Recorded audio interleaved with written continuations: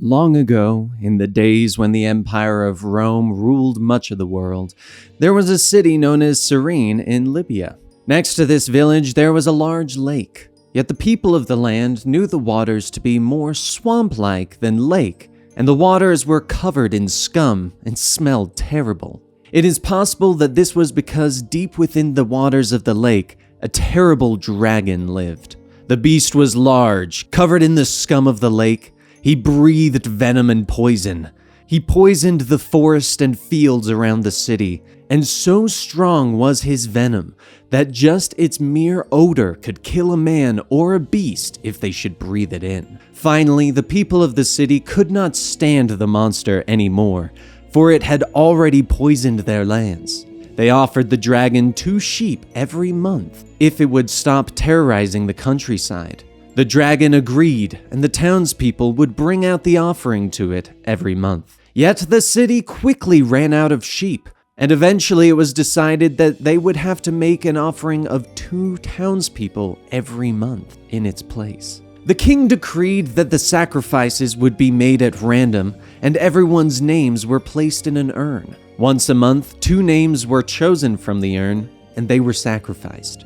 One day, though, the king's own daughter's name was chosen from the urn. Distraught, the king went before his subjects and offered all of the treasures in his palace for them to choose another name. Yet they would not.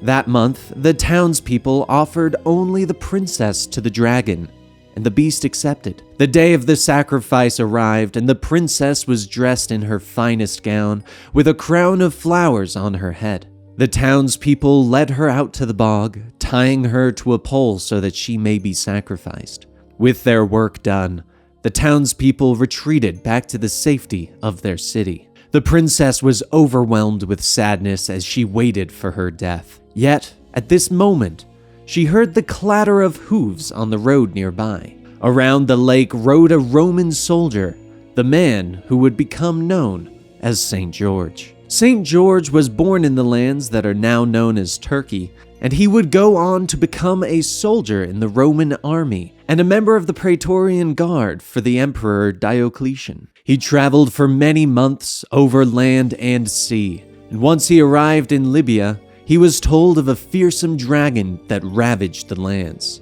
The warrior rode forward, seeing the beautiful princess who looked so sad. He called out to her, asking what could dismay such a beautiful woman. The princess told him of her fate. Yet George would have none of this, offering instead to slay the dragon for her. Hearing this commotion, the fearsome beast dragged itself from the muck and scum of the lake. It rose up, roaring at the soldier that threatened its lands. George rode forward, setting his force at a hard gallop.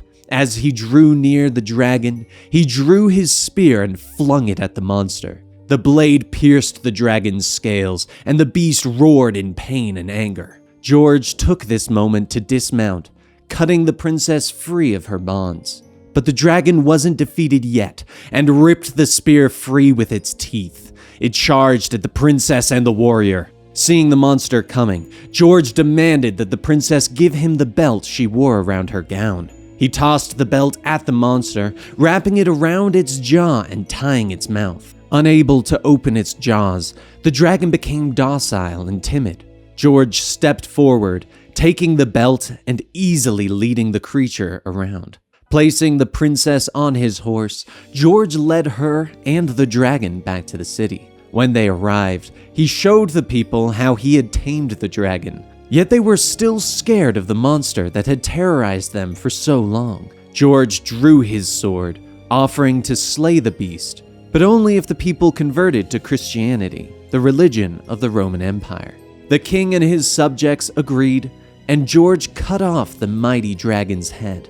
Once he left the city, the king erected a church in the name of St. George, and it is said that the waters that flowed from the fountain could cure any diseases. Thank you guys so much for listening to this story today. I hope you enjoyed it, and if you did, please be sure to give the video a like and leave a comment in the section down below. And also, be sure to subscribe to the channel for more myth, lore, and tales of Earth. And if you want to find more of me, you can find me on Twitter and Instagram at DanTProducer or on Twitch at DanTStreamer. I will see you guys next time.